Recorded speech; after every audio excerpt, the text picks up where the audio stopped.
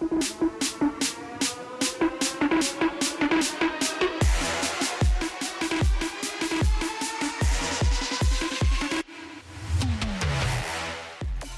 a relatively unknown 23-year-old Jamaican, Raymond Richards, landed the region's first medal on the opening day Friday of the 26th World Athletics Indoor Championship being held in the Chinese city of Nanjing.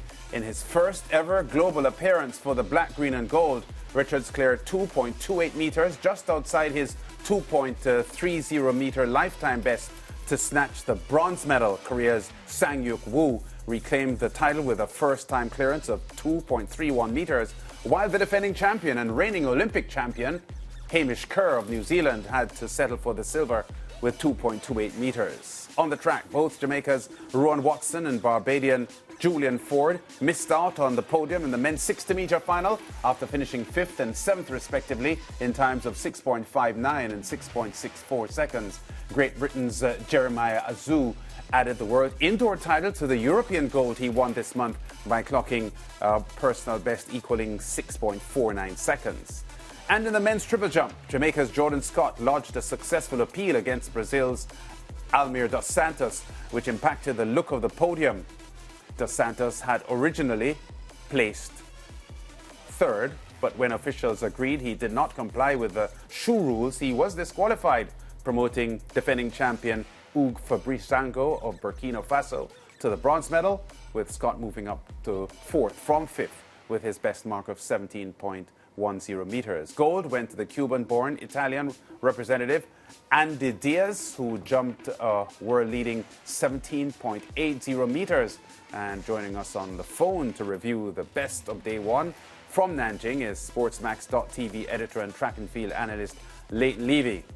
Double L, welcome to the SportsMax Zone. Great to have you on the show as usual. I know we're anxious to talk about Raymond Richards, but I want to get your comment first on Andy Diaz and that brilliant triple jump goal that he landed last night. I was watching, and his second phase, the step phase, I thought for a moment that he would hit the pit with his step phase, Leighton. That was a very impressive jump, and it seemed at that point that he had already won the gold with that effort, and he did. Leighton. But the thing about it is that, and you're right, the last time I saw somebody come that close to the edge of the pit with the second phase was Jaden Hibbert when he jumped 1787 at the NCAA Championships a couple of years ago. So it was a remarkable jump. And when I saw that 1780, I was pretty much convinced that the gold was his because I didn't see anybody else. Pablo Picardo wasn't there, and of course Zango hasn't been in the best of form. Obviously over 70 meters, but to get to almost 80 meters makes it almost, well, not impossible, but certainly very difficult to get to. And it was a very impressive performance overall. And given the fact that he had a couple of foul jumps after that, made it even more important because had he not hit that jump early, he may have been in a bit of trouble. But when you look back at the performance itself, it was extraordinary. Yeah, and of course, Leighton, he adds to the growing list of outstanding Cubans who have switched allegiance to represent European countries like Spain and, in his case, Italy. Yeah, absolutely. I mean, Cuba produces jumpers like how we produce sprinters. It's crazy. You mentioned Pablo Picardo as well, who jumps for Portugal. The Cubans have always had a very strong jumps program. We've seen it even with the women, with Leonis Perez, Hernandez, and others who are among the world's best in the triple jump and the long jump as well. Because we can't forget Ivan Pedrosa, who, in real terms should have probably broken the world record many years ago, but it wasn't ratified. But the reality is that Cubans continue to produce quality jumpers, and this is yet another example of that.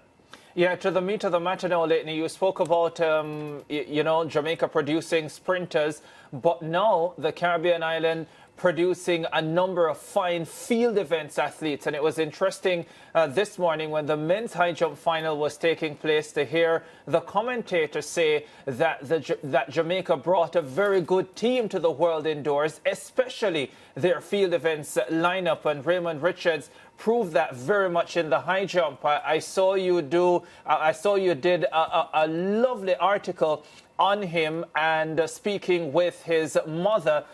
Just talk to us about the significance of this effort from this 23-year-old who had never represented Jamaica on the global stage before today and had only competed indoors once before in his short career.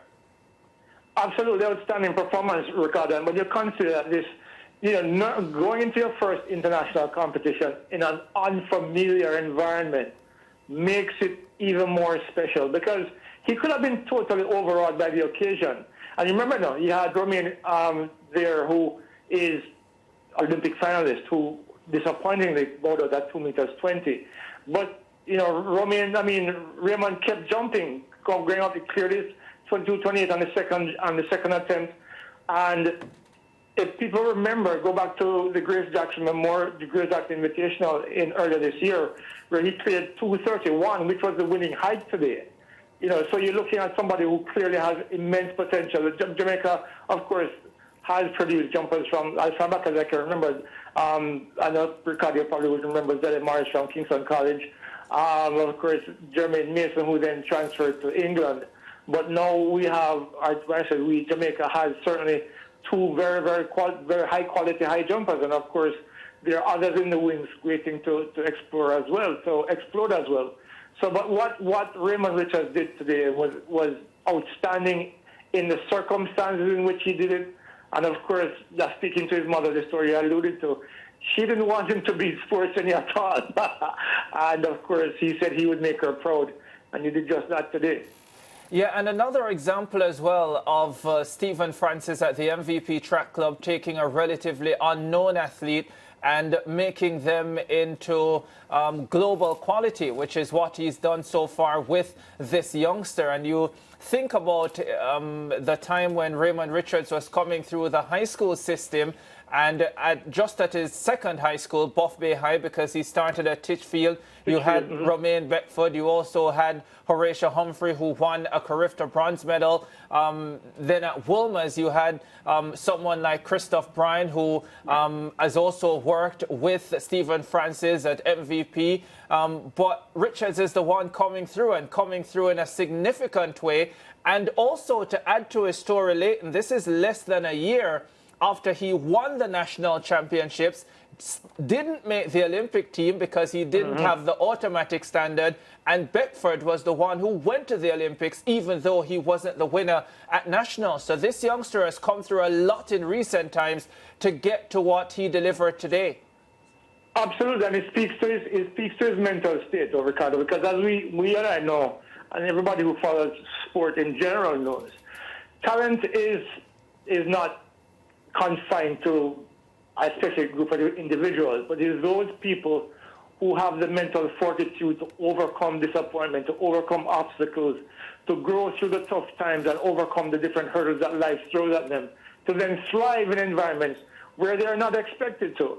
And I think what we've seen from this young man today, where his mom says that he doesn't know how to describe the feeling after ending up on the podium, that he is now proven to himself that he can get it done at the very highest level. And I think he may be the one. I mean, Christoph Bryan, we know, has had his injuries and issues with surgery on his knee that has made it very difficult for him. Of course, Romain Beckford is still developing himself. Of course, I think he's gone to 230 as well, or 229. So you're looking at this kid here, 23 years old, 24. I think he's going to be 24 in April, that comes through from a cadre of quality jumpers and shown his hand early. And certainly his confidence will be significantly buoyed going forward. And I think, given that the World Championships are all the way in September, who knows? Yeah, who knows indeed. And just one more on this one, Leighton, because I suspect you saw a few of his efforts this morning. Technically, he doesn't look anywhere near the finished product to me. Still looks as if he is jumping off a lot of raw talent and just, strength. And I suspect that when his technique is cleaned up a little bit more, this youngster could go significantly higher. I don't know if you share those sentiments. Look, I think he's jumping the way he's comfortable in jumping. I mean, even the commentators were mentioning that his technique is kind of strange. but that's how he jumps. I mean, and he's gone 231. And when I watched that jump at the Grace Jackson meet, he looked like he had a few more inches in him as well. So maybe that's the technique that he's going to use. I mean, the reality is that, yeah, the technique is there, but sometimes it's what you're comfortable with. You know, there have been many high jumpers in the history of the sport who have gone against convention. I mean, Fosbury actually changed the entire technique and come through and succeeded at it. So maybe this is how he's comfortable jumping. I mean, the reality is they could actually fix his technique and he becomes a worse jumper. So the reality is, you know, let him jump the way he's comfortable with. And I think if he continues to find success, just work on the other elements of his technique, of his game, and who knows? Maybe one day he'll probably be the new national record holder, which is not that far away. I think it's 234, Jermaine Mason. So, you know, he's not that far at 231 unofficially, 230 officially, and, you know, looking like he's ready to compete at the very highest level. Yeah, fair enough, Leighton. And just before we move on from this one, a quick word on his camp, the MVP group, led, of course, by Stephen Francis, Paul Francis, the headmasters of that group. Well, look, MVP has established themselves over the years as probably one of the premier clubs in the world, not just because they produced Asafa Pauls and Sherwin Simpsons and Shillian Fraser Prices and others. It's the variety of athletes that they've managed to produce at the global level. You know, we saw Million Walker. We've seen, you know, long jumper guy whose name won the world championship in 2019, Tajay Gale. You're looking at now a world-class high jumper, and of course Christoph Brand is in that camp as well. They've produced so many world-class athletes across a swath of disciplines. It just tells you about the acumen of the coaching staff there and what they're able to accomplish with talent that's not readily seen, because, as you know, they've taken relatively unknown athletes over the years primarily and made them into global stars. So more kudos to them as well. Yeah, more kudos to them indeed. A quick word, Leighton, on the Caribbean athletes making the men's 60 final. Ford of Barbados and Watson of Jamaica. Watson finishing fifth, Ford finishing seventh in that final, won by Azul. Personal best equaling 6:49, coming weeks after he won the European indoor title. In fact, three of the gold medalists on the opening day of the World Indoors coming off gold medal performances at the Euros.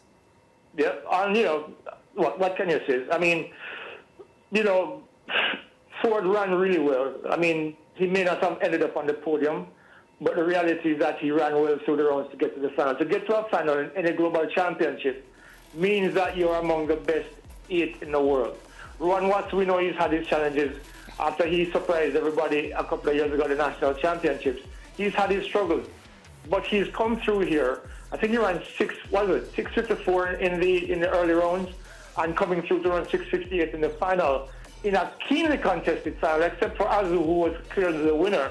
Everybody else was within a few fractions of each other. So, I mean, look, one of the things that I'll always do, I'll always praise good performances, even though they're not on the podium, because sometimes the podium doesn't define the level of quality of the performance. I can only say, you know, I'm really proud of watching now. Julian Ford, I thought, really ran really well, really consistently across all 3 rounds. And the only disappointment for me was the Puerto Rican sprinter who ran 6:49 national record and then collapsed to the track early in the final. And you know what I'm happy for? Akina Simbini. This is a man who's been to so many finals, Ricardo, over the years, as you know, and never won an individual medal. Won one today. You know, never too late for a shower of rain, as they say. Yeah, 5th, 4th and 4th at the last 3 Olympic Games. And when you put the Outdoor World Championship missed opportunities in there as well, there are so many. So tremendous performance for him today. Just one more on the 60 meters, Leighton. I'm not sure if I've ever asked you this question before, but how do you feel about the 3 races in one day for the athletes? Of course, they go all 3 races for the men on day 1, all 3 races for the women on day 2. In the past, not the last edition, but some time ago, you would have both men and women competing on the same days, and they would go 1 round and then semifinals and final on the next day. But these days, they have to go 3 rounds in one day. I don't like it, but I think it adds drama to the races because it's about who can last, in terms of fitness and conditioning and speed. I think for the athlete, I don't think it's a great thing because you're possibly risking injury, as we all know. But I think it adds some drama. And I think that's one of the things that track and field tends to lack over the years is some intense drama. How do you manage three intense rounds of the 60 meters in one day? I think there's sufficient recovery time. I mean, personally, I said before I don't like it, but I think it adds an element of drama to the competition. And I think, if it doesn't, I can't complain really, because there isn't enough of the evidence that I need over an extended period of time to say, okay, and it's not working, or it's risky or anything. But as a one-off, I think it worked well today because, Azu ran well all 3 rounds, looked really sharp. Baker, I think, would have been disappointed, but given his history, I'm not really surprised that he didn't medal. But, I enjoyed the races this morning. The fact that they ran 3 rounds in a day. Yeah, fair enough. I think we all did, Leighton. The one thing I will say about that matter is sometimes we think about just the fact that they're running 60 meters and we're like, well, that's such a short race, it should be fine. But I think one of the things that you always have to take into consideration is the warm-up time for a lot of these athletes and how much energy goes into their warm-ups. And when you have to do that 3 times in one day, it is quite a lot. But before we run out of time, Leighton, I have to get in this one. And, I don't always go on social media and take what individuals are saying too seriously, but this one really caught my attention and I could not leave it. And you can respond if you like, Leighton, and if you prefer to remain silent on this one, you can as well. But of course, reports came out that the Jamaican Jordan Scott in the triple jump, who eventually got 4th place, had a successful protest against the Brazilian who apparently used the incorrect shoes for competition and was subsequently disqualified. And I see persons on social media, Leighton, saying that, essentially cursing Jordan Scott. And I'm thinking to myself, why would you be doing that? Jordan Scott, first of all, congratulations to Jordan Scott. You are a brilliant man. To be out there in competition, to know the rules, and then to be able to have a successful protest in a situation like that, congratulations to you. But I'm really taken aback, Leighton, by the individuals who are at this young man, and I just don't understand it. Rules are rules. The rules say that as a jumper, the sole of your shoe shouldn't be thicker than 20 millimeters. The Brazilian guy, Dos Santos, was jumping with 25 millimeters, which is illegal. I don't see him doing anything wrong, right? It's gamesmanship, and it's, as you said, understanding the rules. And the rules have to apply to everybody. If the rules say 20 millimeters and you're using shoes that are 25 millimeters, you're clearly in violation of the rules. And of course, he was 4th at the time, and he probably figured, hey, if I get rid of this guy who's been cheating, I get into 3rd. And he made his move, and it didn't work out because then Zango moved up into 3rd with 17-15. The reality is that Jordan did what anybody who is aware and who is cognizant of what is required of the athlete in terms of the rules and the rules that they have to adhere to. I don't think anything wrong with it. Anybody who believes that he did something wrong clearly lack morals and lack an understanding of what rules and how rules guide sports. I mean, if everybody was allowed to do what they wanted to do, that's why they ban drugs, that's why they ban certain types of shoes, that's why they ban certain types of equipment. What he did was completely within the rules, and I'm fine with it. Yeah, as any sensible person should. The fact is, I just don't understand why this young man is not being congratulated rather than being condemned. Because to be in competition, understand the rules, know the rules, and to be able to make a protest like that. And for me as well, I'll say quickly, it doesn't matter and shouldn't matter whether he was set to benefit from the final decision or not. He saw something that was unfair for the rest of the competition, and anybody who saw that should have made the protest as far as I'm concerned. So well done, Jordan Scott. Campion College in Kingston, Jamaica will be very proud. Let's leave it. We have to leave it there. Thanks very much for joining us, and I'm sure we'll be chatting again on Monday, by which time, hopefully, the Caribbean should have about 10 medals. Well, we'll keep our fingers crossed.